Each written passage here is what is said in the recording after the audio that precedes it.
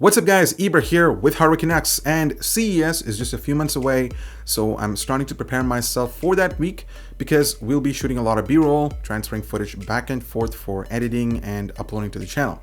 So I was looking for a portable and reliable external storage solution that could speed up our workflow. The Samsung T3 portable SSD has been widely popular among some fellow YouTubers I know due to its capacity and durability.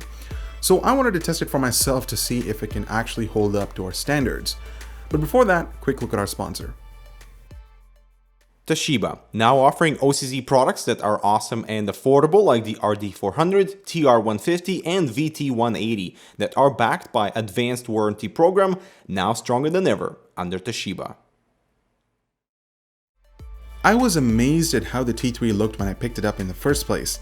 It's compact, well constructed, and beautifully crafted. I've been using the Silicon Power A60 1TB hard drive from the Armor series for past events, and it's still holding up pretty well. But just comparing these side by side, I was just staring at both of them for a while, and it's truly amazing to see how small these devices have become. Now, before I get too far into this review, let's take a quick look at what this drive offers.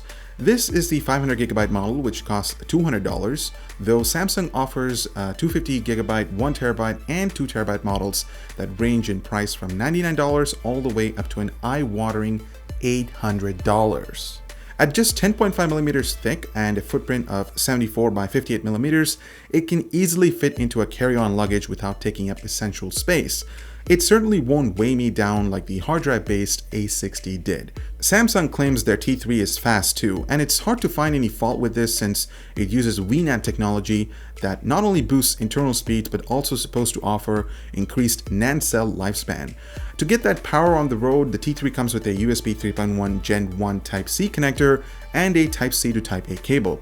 One thing to note is that the USB 3.1 Gen 1 interface is simply a rebrand of USB 3.0, which means this drive offers speeds of up to 450 megabytes per second under ideal conditions, provided your system supports the UASB protocol. Another interesting add-on here is Samsung's portable SSD Android app, which allows the T3 to interface directly with a compatible phone, though you'll need an adapter cable for that. When compared to something like the $70 Armor A60 1TB, which is shockproof, water-resistant, and carries an IPX4 rating, the $200 Samsung T3 seems expensive, but it has the size and speed on its side. So how fast is it compared to the A60?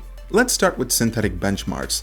I fired up Crystal Diskmark and tested these drives by setting the number of tests at 5 and a file size of 1GB.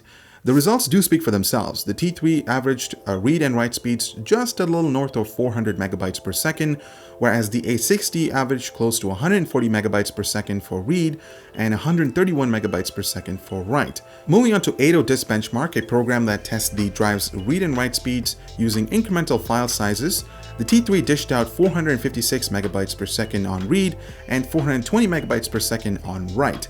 These numbers remind me of the Intel 520 series SSD that was inside my XPS 15 a while back. Anyways, the A60 pumped out a respectable 101 megabytes per second on read and 109 megabytes per second on write. Now onto some real-world tests. I transferred a 46GB folder packed with 4K videos back and forth between the computer and the drives. Starting with the A60, that whole folder took 7 minutes to transfer to the desktop, averaging between 100 to 110 megabytes per second. Performing that backwards took roughly the same time, averaging similar speeds. Switching over to the T3, transferring the same folder to the desktop took 2 minutes, averaging close to 400 megabytes per second. Transferring back took 30 seconds longer, which made sense because the write speeds were topping out at 320 megabytes per second. Still, damn fast in my opinion. My last test was to copy and paste a game folder, in this case Overwatch. This consists of files ranging from kilobytes to gigabytes, and it would give you a rough idea of how long it could take to transfer large folders made up of hundreds of files, and the T3 did it in 30 seconds, whereas the A60 took 3 minutes to complete. While the gap is fairly minimal for one folder, it can get bigger when transferring your entire Steam library that's probably more than 200 to 300 gigabytes.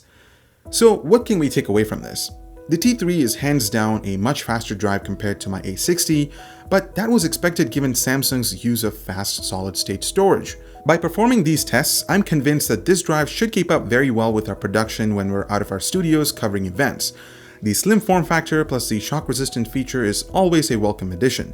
However, the consistent performance on the A60 even after 2 years of harsh use does complement the reliability factor given there's a spinning drive inside. It's also waterproof, so that's always a bonus for me. It should also be interesting to see how the T3 holds up under those same conditions. Price will also be a big factor for anyone looking to move towards an external SSD. So that concludes my quest to find a fast and reliable external storage solution for editing on the go. But I have a question for you guys. Is the T3 worth the hefty price tag, or are there any alternative solutions that might give the T3 a run for its money? Feedback is always appreciated. I'm Ibra with Canucks. Thank you so much for watching, and we'll see you in the next one.